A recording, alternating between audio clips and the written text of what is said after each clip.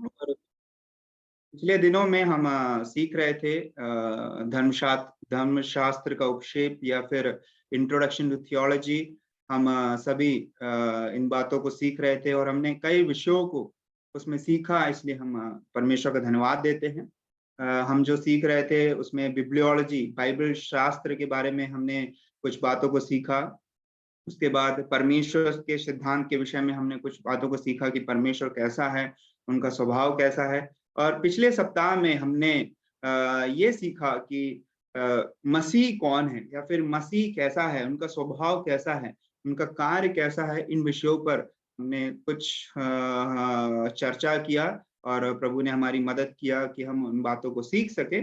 और आज हम उसी विषय को आगे बढ़ाएंगे। मैं आपको स्क्रीन शेयर कर देता हूँ।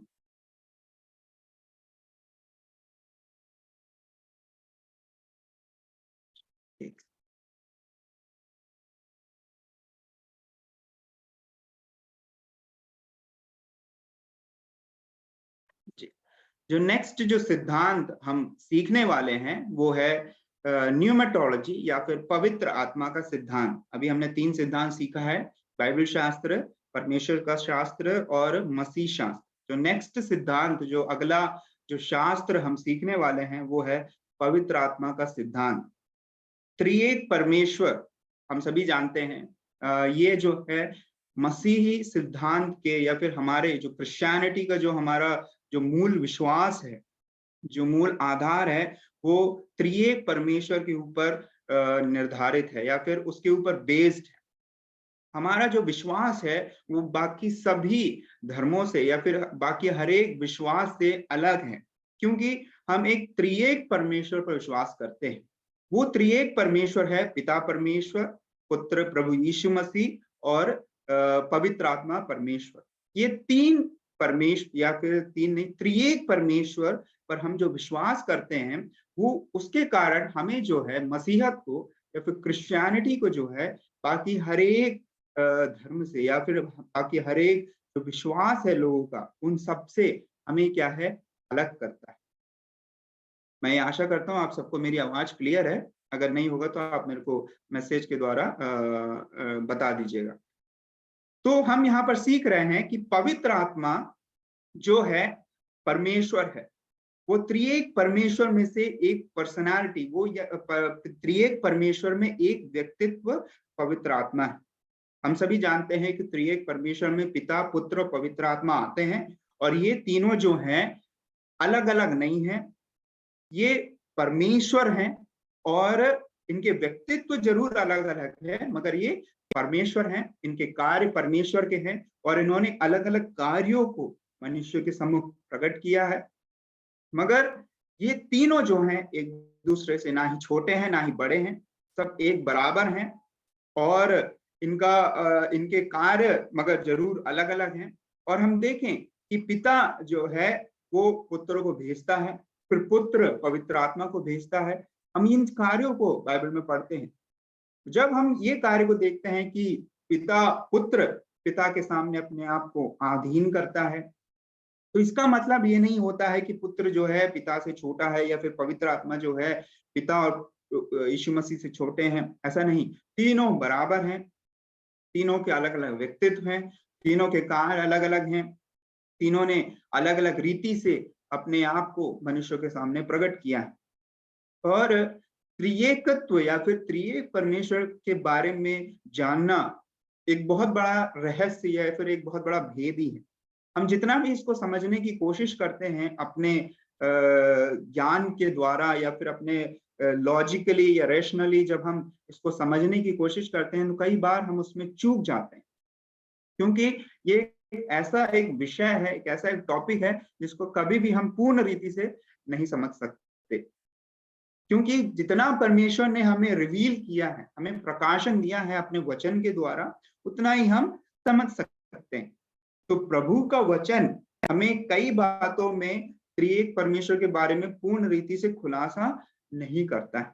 हम विश्वास के द्वारा इस बात को स्वीकार करते हैं कि परमेश्वर त्रिएक है और उसने हमारे लिए त्रिएक परमेश्वर के रूप में ही कार्य किया है। पिता परमेश्वर हमें चुनकर अब अलग किया, पुत्र प्रभु यीशु मसीह ने क्या है हमारे छुटकारे के लिए अपने बलिदान को दिया, और पवित्र आत्मा ने हम पर क्या लगा दी, छाप लगा दी। इफिसियों की पत्री उसका पहला अध्याय में हम इस विषय को पढ़ते हैं। तो हम देखते हैं कि तीनों के कार्य अलग अलग हैं, मगर तीनों एक बराबर हैं, एक दूसरे से छोटे बड़े नहीं हैं, और वे एक दूसरे से उसी रीति से प्रेम संबंध में रहते हैं। वे एक दूसरे की बहुत आदर करते हैं।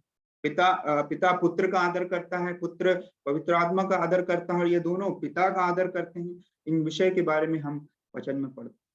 तो हमने पिता के पवित्र परमेश्वर शास्त्र में इन बातों को देखा था। फिर मसीह शास्त्र में हमने पुत्र प्रभु यीशु मसीह के बारे में थोड़ा सीखा, और हम जो नेक्स्ट जो सिद्धांत है वो है पवित्र आत्मा का सिद्धांत। तो हम इसमें थोड़ा बहुत ये समझने की कोशिश करेंगे कि पवित्र आत्मा कौन है, उनके कार्य कैसे हैं, उनका स्वभाव कैसा है। ये एक बहुत ही क्या है डिबेटेड टॉपिक है आज इस समय में, क्योंकि पिछली एक शताब्दी में सबसे ज्यादा जो चर्चित जो सिद्धांत या फिर विषय है वो है पवित्र आत्मा का विषय। क्योंकि कई लोग पवित्र आत्मा के वरदान और पवित्र आत्मा के कार्य को अलग अलग रीति से व्याख्या करते हैं, उसको अलग अलग रीति से बताने की या फिर समझाने की कोशिश करते हैं, और अन्य प्रकार के विचारधाराएं लोगों के मन में होने के कारण लोग कई बार पवित्र आत्मा के बारे में सही रीति से समझ नहीं पाते। वे उसको गलत रीति से ले लेते हैं और गलत रीति से लोगों को सिखाते हैं। तो इन विषयों के कारण ये सिद्धांत जो है पिछले समयों में, पिछले एक शताब्दी में कहना चाहिए, जब से पेंटिकॉस्टल मूवमेंट शुरू हुआ तब से ये विषय बहुत ही चर्चित विषय है। तो हमें ये सिद्धांत को सीखना बहुत जरूरी है। अभी तो हम सिर्फ एक बेसिक इंट्रोडक्शन ही सीखेंगे। आने वाली क्लासेस में आप इसको और भी अधिक डिटेल में आप लोग सीखेंगे। प्रभु आपकी और हम सबकी सहायता करे।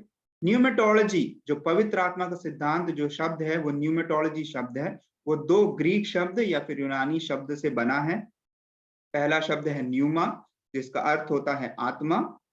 ग्रीक में, यूनानी भाषा में आत्मा को न्यूमा कहकर कहा जाता है। और लोगोस के बारे में हम सभी जानते हैं, लोगोस का अर्थ होता है शब्द या फिर सिद्धांत। इन विषयों को हम बहुत अच्छे से जानते हैं। तो जो आत्मा के लिए जो शब्द का प्रयोग किया गया है वो है न्यूमा। ठीक है। तो नेक्स्ट विषय जो है पवित्र आत्मा के सिद्धांत में है वो है पवित्र आत्मा का व्यक्तित्व। ये एक बहुत ही महत्वपूर्ण विषय है मेरे प्रिय भाइयों बहनों, क्योंकि कई लोग जो हैं ये सिखाते हैं कि पवित्र आत्मा एक व्यक्ति नहीं है, जब तक पवित्र आत्मा एक पावर, कि पवित्र आत्मा किसी प्रकार की शक्ति या फिर किसी प्रकार की सामर्थ्य। वो कई बार गलत विचार से या फिर गलत समझ के द्वारा इन विषयों को बोलते हैं। कई बार जो है हम वचन को गलत रीति से समझ लेते हैं। उसमें कई बार ऐसा हो जाता है कि हम वचन को सही रीति से समझ नहीं पाते हैं, और जिसके कारण वचन को हम गलत रीति से सिखाने भी लगते हैं। तो हम ये कहते हैं, कुछ लोग ये कहने लगते हैं कि पवित्र आत्मा जो है उसका कोई व्यक्तित्व नहीं है, वो एक सामर्थ्य है, वो एक ऐसी शक्ति है जिसे प्रभु यीशु मसीह ने भेजा मनुष्य जाति के लिए, विश्वासियों के लिए। मगर बाइबल ऐसा नहीं कहती। बाइबल जो है साफ रीति से हमें बताती है कि पवित्र आत्मा जो है कोई एक शक्ति नहीं है, वो एक व्यक्तित्व है। He is a person, Holi spirit is a person. और जो प्रोनाउन बाइबल में पवित्र आत्मा के लिए उपयोग किया गया वो ही कहकर उपयोग किया गया है कई बार, जिसके द्वारा ये बताया गया है कि पवित्र आत्मा भी क्या है, एक व्यक्ति है। उनको एक वस्तु के रूप में या फिर किसी शक्ति के रूप में प्रस्तुत नहीं किया गया है बाइबल में। तो पहली बात जो हम देखेंगे कि नए नियम में कई वचन हैं जो पवित्र आत्मा के व्यक्तित्व के लिए तर्क देते हैं। यीशु ने कहा है कि वो अपनी जगह एक दूसरे सहायक को भेजेगा। जो सहायक शब्द जो वहां पर यूहन्ना रचित सुसमाचार उसका 14वां अध्याय उसका 16वां पद को अगर आप निकाल कर पढ़ेंगे तो वहां पर जो सहायक के लिए जो शब्द उपयोग किया गया है यूनानी भाषा में वो है पैराक्लीटोस। पैराक्लीटोस शब्द जो है वो उस शब्द के द्वारा ही उनको एक व्यक्ति के रूप में एज अ पर्सन रिप्रेजेंट या फिर प्रेजेंट किया गया है। उनको एक व्यक्ति के रूप में प्रस्तुत किया गया है। ये बताया गया है कि पवित्र आत्मा कोई शक्ति नहीं है।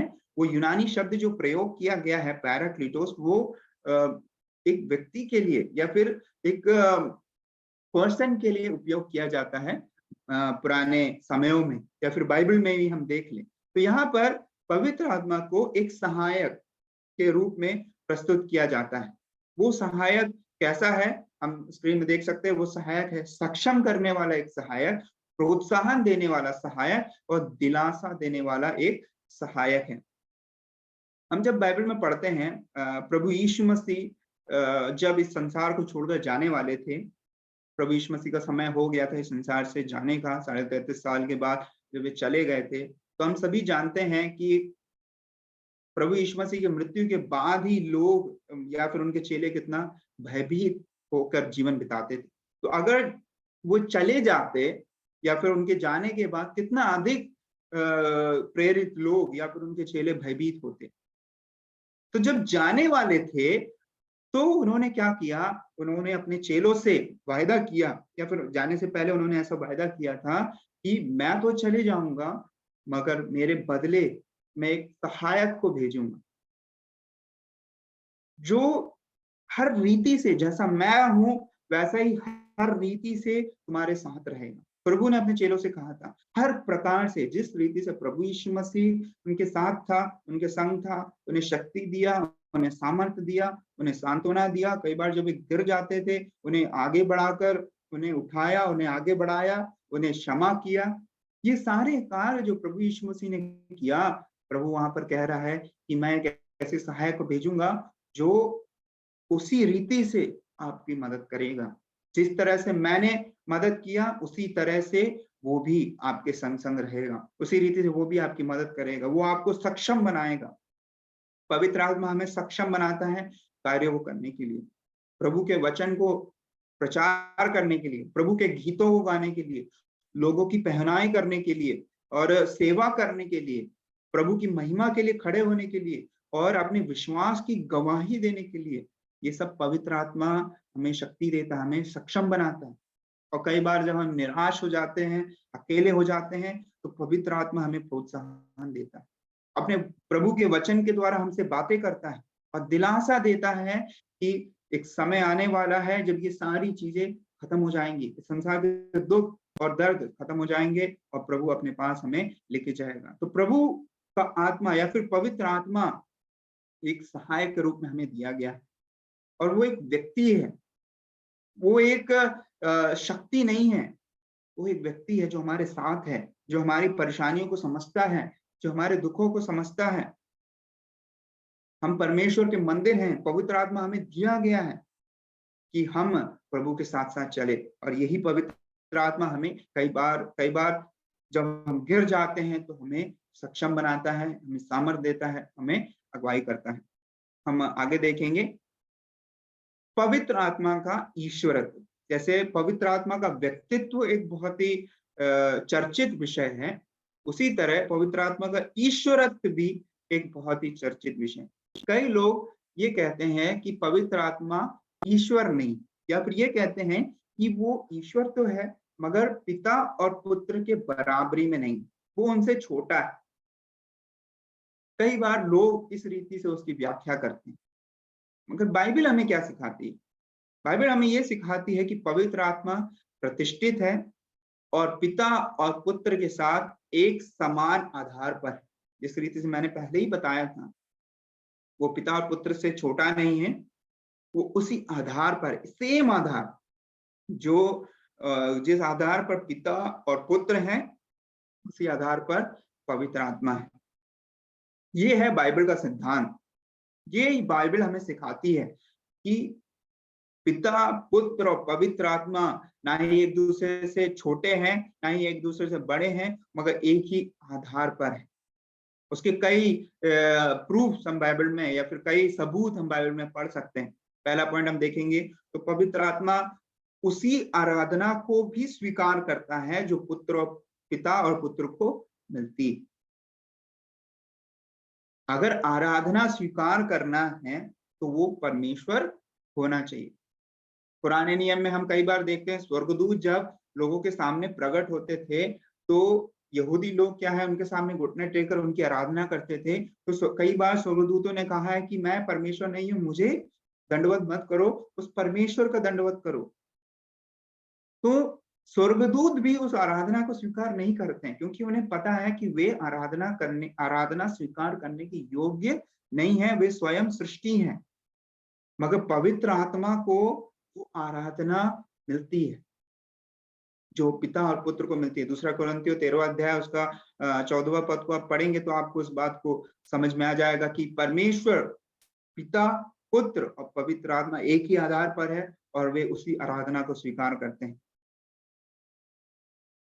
पवित्र आत्मा ने ईश्वर के कार्यों को भी किया है, जिसमें सबसे प्रमुख कार्य जो उन्होंने किया हम देख सकते हैं। पहली बात जो यहाँ पर हमने दिया नहीं, वो कह सकते हैं कि उन्होंने हम पर छाप लगाई, जैसे मैंने पहले बताया था, पवित्र आत्मा की छाप हम पर लगी। और दूसरे सबसे प्रमुख बात जो पवित्र आत्मा ने किया वो है पवित्र शास्त्र की प्रेरणा, the inspiration of the word of God, परमेश्वर के वचन की प्रेरणा। ये पवित्र आत्मा का कार्य था।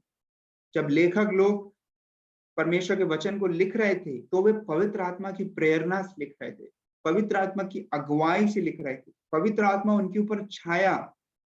इंग्लिश में जो पद या फिर शब्द प्रयोग किया गया है वो है the Holi spirit superintendent the author's और द राइटर्स। मतलब उन्होंने, पवित्र आत्मा ने लेखकों की अगुवाई किया, उनके ऊपर आ गया, उनको बताया, उनको समझाया, उनकी अगुवाई किया कि किस रीति से लिखना है, क्या लिखना है। एक एक शब्द बता के नहीं दिया मगर अगुवाई किया कि परमेश्वर के वचन को लिखना है। पौलुस को अगुवाई मिली तब जाकर पौलुस ने इन बातों को लिखा। तो पवित्र आत्मा का बहुत ही एक प्रमुख कार्य है, क्या है वो? ईश्वरीयता का कार्य है। वो क्या है? पवित्र शास्त्र, बाइबल की प्रेरणा, या फिर जो हमारे पास जो वचन है वो इंस्पायर्ड है, वो परमेश्वर की प्रेरणा से हमें मिला है, पवित्र आत्मा की प्रेरणा से हमें हासिल हुआ है। दूसरा पत्रस पहला अध्याय 20 और 21 में हम पढ़ते हैं कि हर एक भविष्यवक्ता जो है पवित्र आत्मा की अगुवाई से, आत्मा की अगुवाई से ही बोलते थे। जब तक आत्मा की अगुवाई उन्हें नहीं मिलती थी तब तक वे कुछ भी बोल नहीं पाते थे। तो यहाँ पर हम देखते हैं कि प्रभु ने उनकी अगुवाई किया, पवित्र आत्मा ने उनकी अगुवाई किया। मत्ती रचित सुसमाचार 19वां अध्याय उसके 4 और 5 में भी आप इस बात को समझ सकते हैं। पवित्र आत्मा को शाश्वत, सर्वज्ञ और परमेश्वर के रूप में ही प्रदर्शित किया जाता है। प्रेरितों के काम 5वें अध्याय की घटना को हम सभी बहुत अच्छे से जानते हैं। वहां पर हम देखते हैं परिवार, हनन्याह और सफीरा को हम देखते हैं इस रीति से उन्होंने पवित्र आत्मा के विरोध में कार्य किया, पवित्र आत्मा से झूठ बोला। उन्होंने अपनी जमीन को बेचकर उसका कुछ भाग या फिर उसका कुछ धन अपने पास रख लिया और प्रेरितों के पास गए। उन्होंने कहा कि ये पूरा पैसा है जो हमें अपनी जमीन बेचकर मिला है। तो प्रेरित पतरस ने वहां पर ये कहा कि तुम हमसे नहीं झूठ बोल रहे, तुम हमारे विरुद्ध गलत नहीं कर रहे हो, उस पवित्र आत्मा के विरोध में, परमेश्वर की आत्मा के विरोध में कार्य कर रहे हैं। और हम देखते हैं क्या ही दुखद घटना वहां पर होती है। पहले पति मर जाते हैं, फिर प्रेरित पतरस जब पत्नी के पास भी जाते हैं तो उन्हें पता चलता है कि पत्नी भी उसमें शामिल है। तो उन्होंने उसी बात को वे कहते हैं कि दोनों ने मिलकर पवित्र आत्मा के विरोध में कार्य किया। और जब पवित्र आत्मा की निंदा किया तो उसका दंड भी बहुत ही भयंकर था। दोनों की वहां पर मृत्यु हो जाती। हम वहां पर पढ़ते हैं प्रेरितों के काम उसका 5वां अध्याय में। तो यहाँ पर इन सभी पदों के द्वारा वो आराधना को स्वीकार करता है। उन्होंने ईश्वर के कार्य को किए हैं। उन्होंने पवित्र आत्मा के जब पवित्र शास्त्र लिखा जा रहा था, परमेश्वर का वचन लिखा जा रहा था, तो उन्होंने उसकी प्रेरणा किया और उन्होंने उस सभी कार्यों को किया जो एक ईश्वर ही कर सकता है, जिसके द्वारा ये समझ पाते हैं कि वो साधारण नहीं है, वो एक शक्ति बस नहीं है, वो एक परमेश्वर है, वो स्वयं परमेश्वर है। उनकी सभी कार्यों के द्वारा बाइबल हमें साफ रीति से समझाती है। तो पवित्र आत्मा क्या है, हमें ये समझ लेना जरूरी है कि पिता और पुत्र के उसी आधार पर है, जिस आधार पर वे दोनों हैं। ना ही वे छोटे हैं, ना ही वे बड़े हैं। और जो आदर पिता और पुत्र को मिलता है वही पवित्र आत्मा को भी मिलता है। तो हम जब अपने मसीह जीवन में बिताते हैं, अपने मसीह जीवन को आगे बढ़ाते हैं, तो हमें इस बात को समझ लेना और इस बात का ज्ञात होना बहुत ही जरूरी है कि पवित्र आत्मा को हम कभी कम ना आंकें। हम उनको वही इज्जत और वही दर्जा दें जो पिता और पुत्र को हम देते हैं, वही महिमा दें, क्योंकि हमारे उद्धार के कार्य में, हमारे प्रतिदिन के कार्य में पवित्र आत्मा का एक बहुत ही बड़ा योगदान। हम सभी उस बात को अनुभव करते हैं मेरे प्रिय भाई बहनों, जब हम अपने जीवन में कमजोर पड़ जाते हैं तो पवित्र आत्मा ही हमें सामर्थ्य देता है। आज हम मसीह जीवन बिता पाते हैं इस दुष्टता से भरे संसार में, जब शैतान इस संसार को किस रीति से पाप में और अधिक धकेलते जा रहा है, पाप हमारे चारों तरफ जब बढ़ते ही जा रहा है, किस रीति से हम आजकल देखते हैं कि टेक्नोलॉजी कितना अधिक एडवांस होते जा रहा है, और इस समय में किस रीति से हमारे बच्चे और हमारे अन्य प्रियजन किस रीति से उसके जकड़ में आते जा रहे हैं। तो पवित्र आत्मा की सामर्थ्य है जो हमें इन चीजों से बचा के रखती है। पवित्र आत्मा ही हमें अगुवाई कर सकता है। मेरे प्रिय भाई बहनों, हमें और भी अधिक उस प्रभु पर, उस पवित्र आत्मा की सामर्थ पर भरोसा करना है जो वो हमें देते हैं। जब प्रेरित लोगों पर पवित्र आत्मा उतरा तो उनकी सामर्थ के द्वारा उन्होंने प्रचार किया, अद्भुत कार्यों को किया, और हम देखते हैं कि किस रीति से हजारों की संख्या में लोग कलीसिया में जुड़ते गए। वो डरे हुए प्रेरित लोग जो कमरे के अंदर बैठे थे, जो डर के मारे बैठे थे, वे जब पवित्र आत्मा उन पर उतरी और पवित्र आत्मा की सामर्थ के द्वारा वे बातें करने लगे, तो हम देखते हैं किस रीति से एक अलग ही व्यक्तियों को हम देखते हैं। डर के मारे बैठे हुए वो 12 लोग, वो 11 लोग, और उसके साथ जो मतिया भी था जो जुड़ गया था, जो डर के मारे बैठे थे, वे किस रीति से बड़ी सामर्थ्य के साथ प्रचार करने लगे। पवित्र आत्मा ने उन्हें अगुवाई किया, पवित्र आत्मा ने उन्हें सामर्थ्य दिया। नेक्स्ट विषय जो है हम देखते हैं, हमने पवित्र आत्मा के व्यक्तित्व के बारे में सीखा, पवित्र आत्मा की ईश्वरत्व के बारे में सीखा, और जो नेक्स्ट विषय जो पवित्र आत्मा के सिद्धांत में है वो है पवित्र आत्मा के लिए रूपक। जो रूपक बाइबल में उपयोग किए गए हैं उनमें से कुछ रूपकों को हम देखेंगे। जो पहला रूपक जो पवित्र आत्मा के लिए प्रयोग किया गया है वो है पानी। यूहन्ना रचित सुसमाचार उसका 7वां अध्याय उसका 37 से लेकर 39 पदों को जो हम पढ़ेंगे, पवित्र आत्मा को एक पानी के रूप में प्रस्तुत किया गया। वो ये बताता है कि पवित्र आत्मा जो है मनुष्य के मन की गहराइयों को तक जानता है और उनकी मन की इच्छाओं को पूरा करता है। और हमारे जो मन की इच्छा है कि हमें परमेश्वर को जानना है। जब हम उद्धार नहीं पाए थे तो मनुष्य के मन में एक इच्छा होती है कि उन्हें ईश्वर को जानना है, परमेश्वर को जानना है, अनंत जीवन को प्राप्त करना है। तो ये पवित्र आत्मा ही हमें उस कार्य में मदद करता है, परमेश्वर को समझने में मदद करता है, अनंत जीवन को प्राप्त करने में मदद करता है, नया जीवन पाने में मदद करता है। ये पवित्र आत्मा का कार्य है। पानी के रूप में उन्हें प्रस्तुत किया गया है। मत्ती 3 के 16 में हम सभी जानते हैं उन्हें एक कबूतर के रूप में प्रस्तुत किया गया है। जब कबूतर प्रभु यीशु मसीह के ऊपर उतरता है तो पवित्र आत्मा उनके ऊपर उतर रहा है, इस रीति से प्रस्तुत किया गया है। तो वहां पर ये बताता है, ये रूपक हमें ये दर्शाता है कि अनुग्रह के युग की शुरुआत हो गई, न्याय का अंत हो चुका है। कबूतर कितना अच्छा एक बर्ड या फिर एक पक्षी होता है, हम सभी जानते हैं कितना भोला होता है। तो वो परमेश्वर के उस अनुग्रह को दर्शा रहा है कि परमेश्वर अपना अनुग्रह हमारे ऊपर प्रकट करता है। और ये आज भी अनुग्रह का युग चल रहा है। अगर अनुग्रह का युग नहीं होता तो प्रभु का दंड उसी समय हमारे ऊपर आ गया होता। हम सभी जानते हैं पुराने नियम में जब मानव जाति पाप करती थी तो प्रभु का दंड कितना भयानक होता था उन लोगों के ऊपर। मगर आज हम देखते हैं प्रभु अनुग्रह पे अनुग्रह करते जा रहा है। मानव जाति जिस स्थिति में आज जा रही है बहुत पहले ही प्रभु का दंड मानव जाति के ऊपर आ जाना था, मगर प्रभु का धन्यवाद हो कि हम उस अनुग्रह के समय में हैं। तो कबूतर, जो पवित्र आत्मा कबूतर के रूप में जो हमें प्रदर्शित किया गया, हमें बताया गया है, वो ये सिखाता है कि अनुग्रह के युग की शुरुआत हो चुकी है। अगला जो रूपक है वो मसीही लोगों को एक गारंटी के रूप में पवित्र आत्मा दिया गया है। हमें ये वादा किया गया है कि अब हमें कोई भी प्रभु के प्रेम से छीन नहीं सकता। इफिसियों की पत्री उसका पहला अध्याय उसका 14वां पद 1 का 14 में जब हम पढ़ेंगे तो हमें पता चलता है कि पवित्र आत्मा की छाप हम पर लगा दी, हमारे ऊपर एक सील लगा दिया है। वो पवित्र आत्मा की एक गारंटी है। गारंटी हम सभी जानते हैं कि जब वो गारंटी मिल जाती है तो हमें क्या है, हमें ये बता रहा है कि हम परमेश्वर के हैं और परमेश्वर के उस सामर्थ्य से प्रभु से हमें कोई छीन नहीं सकता।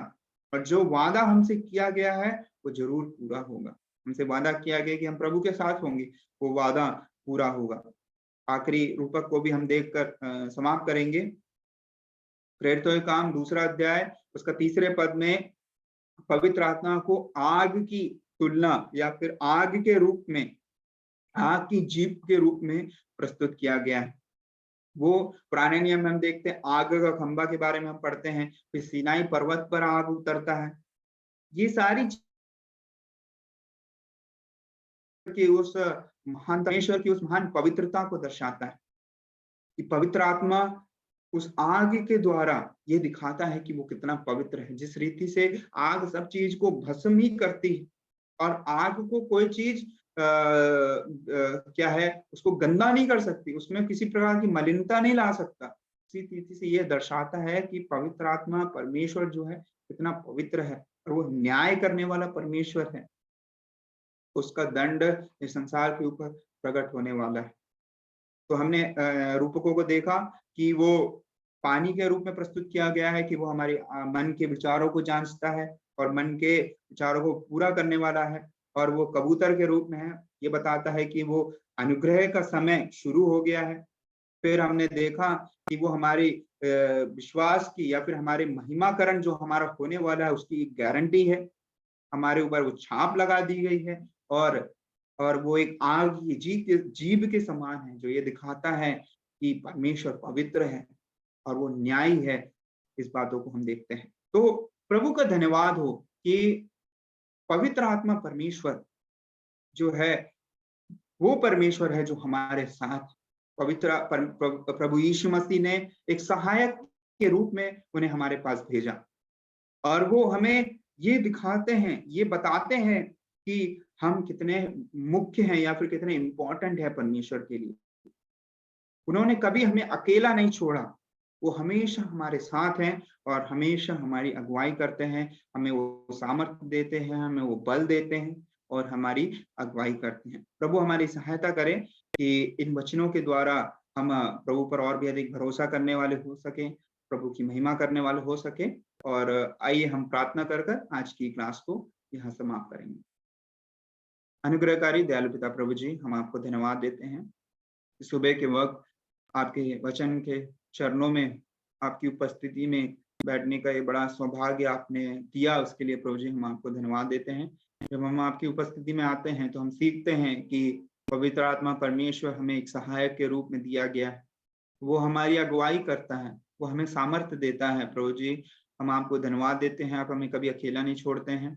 हमारे जीवन की हर परिस्थिति में, हर क्षण में प्रभु जी आप हमारा सहायक है परमेश्वर, उसके लिए प्रभु जी हम आपको धन्यवाद देते हैं। प्रभु जी आप हमारी मदद करो और सहायता कर कि और भी अधिक आपके ऊपर भरोसा करते हुए अपने जीवन को बिता सके। प्रभु जी हम प्रार्थना करते हैं इस क्लास में जुड़े हर एक भाइयों बहनों को आप बहुतायत से आशीष करना, उनकी मदद करना, उनके कार्यों पर प्रभु जी आपकी बरकत हो, उनके परिवारों को प्रभु जी आप आशीष करना। जब वे दिन के अनेक कार्यों में जाते हैं प्रभु जी आप उनके साथ रहना। हर एक बात के लिए प्रभु जी हम आपको धन्यवाद देते हैं। छोटी सी प्रार्थना उद्धार करता हूं प्रभु यीशु मसीह के नाम से, आमीन। सबों को जय मसीह की। धन्यवाद।